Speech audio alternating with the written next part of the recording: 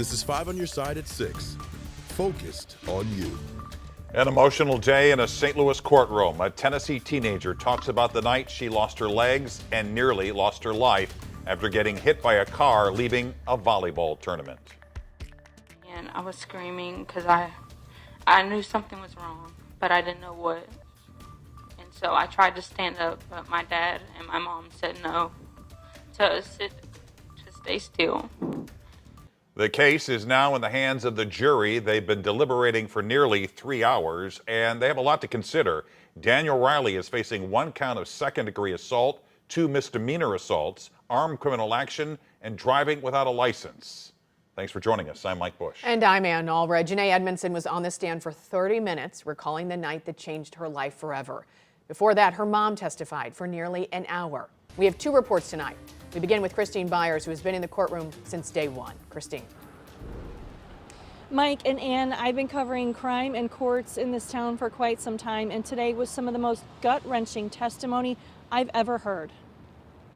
Janae Edmondson was just 17 years old when police say Daniel Riley blew through a yield sign and collided with another car, pinning Janae to a parked car and severing both of her legs.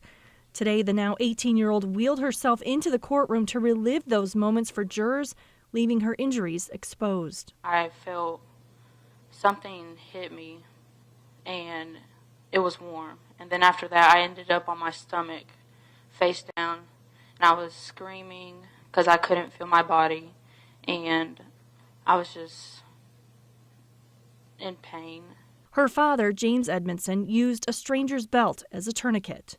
I heard my dad screaming, and he was tying something really tight around my legs. I didn't know what it was, but he was pulling, and I was thinking to myself, why, what's wrong? Why is this so tight around my leg? Janae's mother, Francine Edmondson, also relived the accident. I kept telling her, open your eyes, Janae. Keep your eyes open the whole time. I said, don't close your eyes. And the first thing she said was, Mom, I don't feel my legs. And I told her, I said, don't worry about it right now. I said, right now you got to focus on staying awake and looking at me. But as soon as they got her in the ambulance, I just started screaming and as loud as I could. I just was so hurt. I felt like my soul was ripped out of me. In the year since, Janae has had 23 surgeries and has 6 more planned. I was numb majority of the time that I was in the hospital, and even coming out, and even now my legs are still numb in places and I can't feel hardly anything. Now, the defense took about an hour and a half to present their case, and then it was time for closings. And the defense attorney said to the jury, you need to take emotion out of your decision making. The jury, again, has been deliberating for about 3 hours, and they've had 3 questions so far. One with regard to intent, another asking about a transcript for a witness's testimony today, and also asking about medical records for the other people who were injured. Live outside the Carnahan Courthouse, Christine Byers, 5 on your side.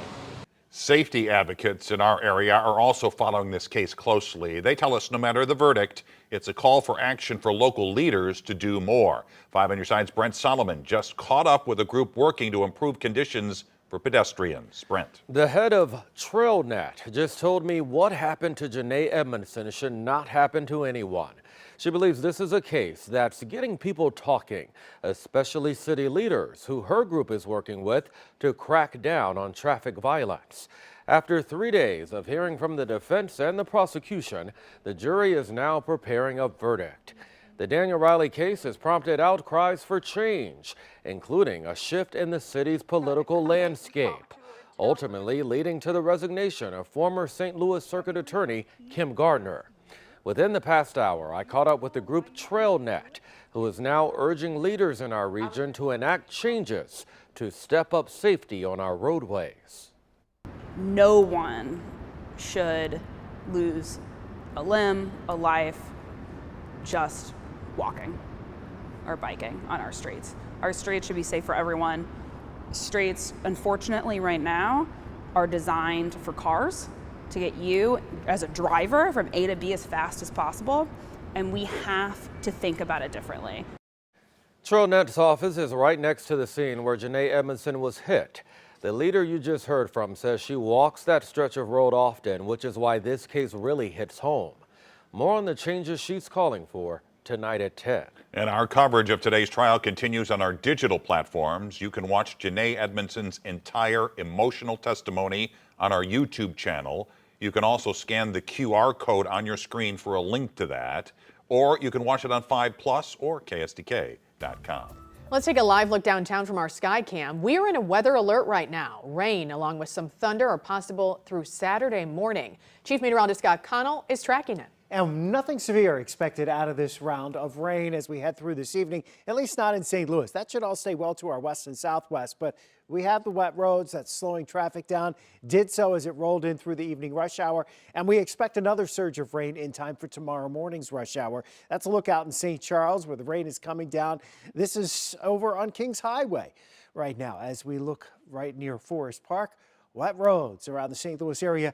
This rain pushing in right now, generally on the light side, moving into the metro area from the south and southwest. So it's moving to the north and northeast. Heaviest right now is actually out into portions of St. Charles County, down around the Fenton area, and then stretching in towards Arnold and over towards Waterloo, Illinois. It's part of a larger area of rain. The stronger thunderstorms are in Kansas, and some of those may make it into southwest Missouri, but they're staying out of the St. Louis area, even though we might hear some thunder overnight. So waves of rain, some thunder, severe weather not expected. The rain will move out early on Saturday. Many of us will get an inch or more of rain, badly needed, because the drought monitor out this morning shows that the dry conditions have worsened southwest of St. Louis in particular. See you in a few minutes, Ann. You can get the Weather First forecast anytime. Just text the word weather to 314-425-5355. We'll send a link to your phone. Tonight, advocates for local victims of radioactive waste exposure are celebrating after legislation to compensate those victims passed in the United States Senate. U.S. Senator Josh Hawley of Missouri, who has been pushing for this bill to go through, called it a tremendous victory. Our Justina Cornell joins us now in studio with more. Justina? Mike and Ann, after a 69 to 30 vote in the Senate, the bill called the Radiation Exposure Compensation Act, also known as RECA, now heads to the House. But local advocates tell me this is already a huge win. The yeas are 69, the nays are 30.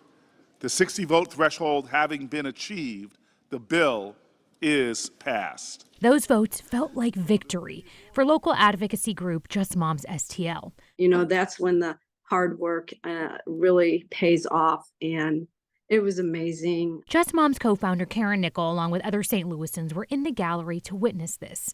The U.S. Senate passed the Radiation Exposure Compensation Act, also known as RECA. I'm pretty sure there wasn't a dry eye in that place. The reauthorization of RECA would expand funding and eligibility for victims in the St. Louis region affected by radioactive waste from the first atomic bomb. Senator Josh Hawley of Missouri is pushing for this to pass. They deserve to be compensated. The government caused it. This is what I say to my colleagues. The government caused it. The government should clean it up. Senator Eric Schmidt of Missouri also supports the bill. In this legislation, it won't make them whole, but it's some measure of compensation. It is some measure of justice. As it heads to the House, Hawley has a message. My message to the House is going to be time is short. This program expires in June. In June, the whole thing goes dark. Nobody gets anything. The thousands of Americans who have relied on it, 40,000 to be exact, who have relied on this program for life-saving help to date, will get nothing. While Nickel witnessed a vital moment, they are still holding on to hope. Because hope is all we have right now. You know, we've had people telling us it's never going to go, it's never going to go, and here we are again moving those mountains. Just yesterday, President Joe Biden endorsed RECA. Just Moms tells me they've already started talking to House members, and they'll be back in D.C. soon once again.